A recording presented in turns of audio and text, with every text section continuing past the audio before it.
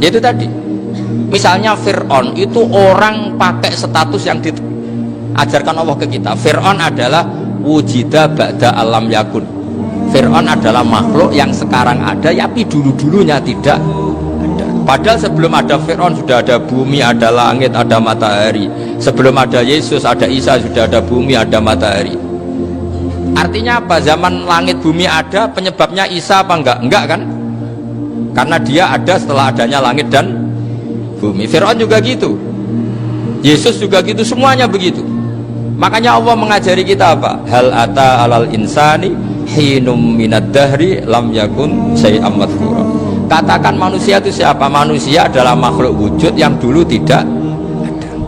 Sekarang banyak enggak orang yang sudah kaya sebelum Pak Jokowi jadi presiden, sebelum Pak SBY jadi presiden, sebelum Pak Karno jadi presiden? Banyak enggak yang sudah kaya sebelum? Banyak kan? Artinya yang mengkayakan itu presiden Pak Allah.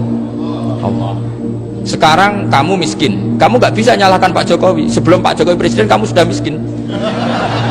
Ya, artinya yang memiskinkan itu presiden apa takdir? Takdir. Makanya wa anna ila rabbikal muntaha wa annahu adhaka wa abka wa annahu amata wa ahya wa annahu khalaqaz zawjaini dzakara wal unsa. Jadi kita miskin ya karena kehendak Allah, kita kaya kan semua itu karena Allah. Tapi kita terjebak hukum modern. Nak presiden iki sejahtera, anak iki ora. Ya mungkin secara bahasa syariat mungkin ada benarnya, tapi kita ini kan dilatih ilmu hakikat. Tak ulang malam 13 Dzulhijjah masuk ilmu nejik syariat dok. Oh gak pinter-pinter banget cek gobloke kan gitu. Daftar wali kok ilmune ngono iku ora iso. Ini penting saya utarakan. Jadi saya ulang lagi. Makanya di Quran itu ilmu tertinggi diantaranya menurut orang tasawuf qulillah tsumma dzarhum fi khaudihim yalabun.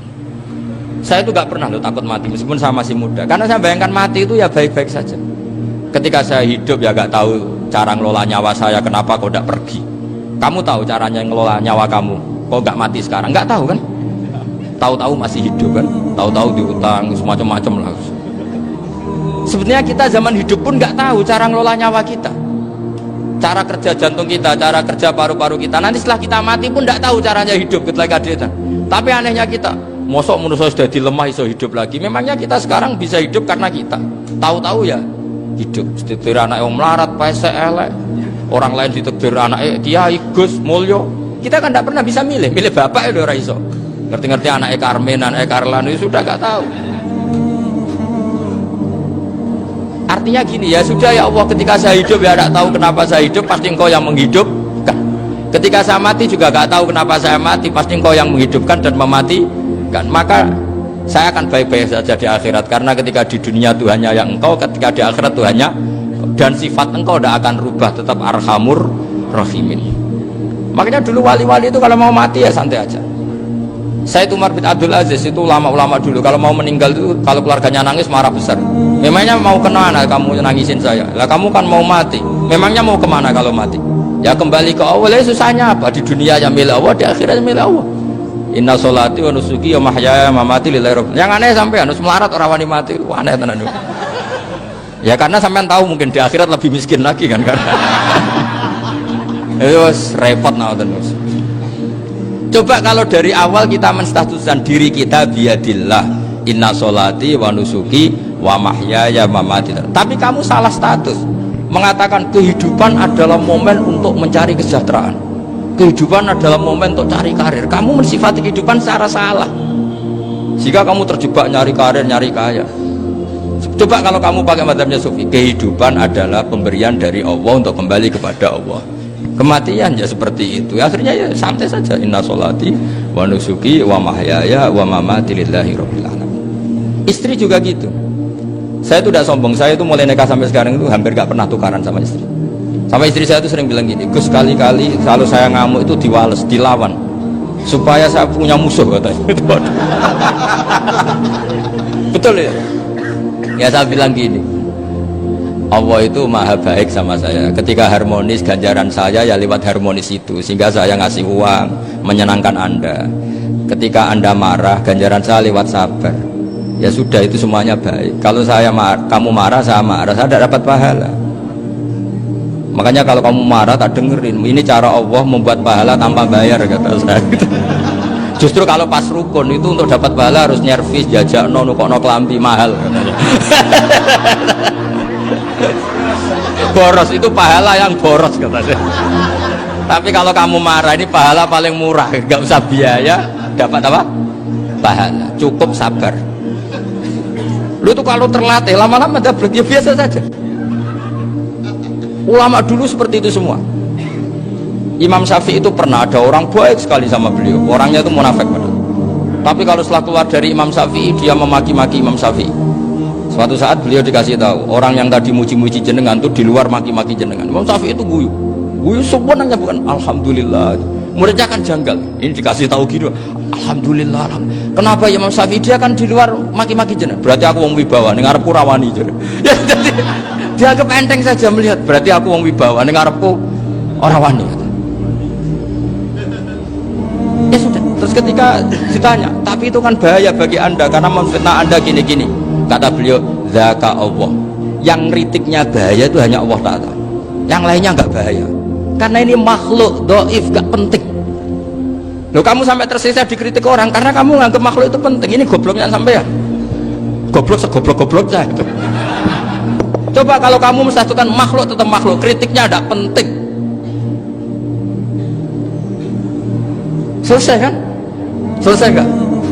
Ini problem anda ada wali itu, kalau dikritik ya susah. Makanya ada wali itu problem menurut saya. Makanya saya agak ingin gak jadi wali itu kan, karena hanya wali yang hidupnya itu la khaufun alaihim walahum yahzanun. Orang dulu tuh semudah itu hidup, gampang sekali. Dulu ceritanya diantara ceritanya manakibnya Sayyid Ja'far Shadiq itu, kalau ada orang memaki-maki dia itu dikirimi hadiah. Kenapa? Karena kebaikan kamu telah kamu berikan kepada saya, ini hadiahnya. Sampai malu yang kritik itu. Kan kalau orang rasani itu kan kebaikannya dikasihkan sama yang dirasani. Lah kamu kan ngajinya seperti itu, tapi dirasani kok susah. Harusnya kan kasih aja, ditransferi saja. Alhamdulillah. Ya karena kita salah menamain tadi. Sing rasani pembenci, pembenci itu bahaya. Sehingga kamu mereaksi secara serius. Coba kalau kamu pakai hukumnya Allah dan Rasul, pembenci itu pemberi kebaikan. Istri marah adalah pemberi kebaikan. Ada yang berani mulai mempraktekkan? Latih begitu terus, insya Allah nanti hidup kamu barokah. Itu disebut wa'allama adamal asma. Dan itu yang diajarkan Rasulullah. Rasulullah itu kalau ngajarkan hidup itu gampang sekali. Allahumma ja'alil hayata ziyadatan li fi kulli khairin wal mauta rohatan li min kulli syarri. Jadi kalau kita hidup anggap saja peluang untuk nambah kebaikan. Kalau kita mati anggap saja akhir dari semua potensi kejahatan kita. Anda sekarang mungkin tidak zina tapi potensi zina. Anda sekarang tidak korupsi, potensi korupsi. Anda sekarang tidak selingkuh, tetap potensi selingkuh. Nah, anggap saja kalau mati berarti akhir dari segala potensi itu. Alhamdulillah. Makanya saya tuh nggak pernah takut mati. Karena saya misalnya setiap saat mati ya saya nanti akan bilang, ya Allah ini sudah mau mati berarti mau akhir dari segala potensi keburukan saya. Alhamdulillah.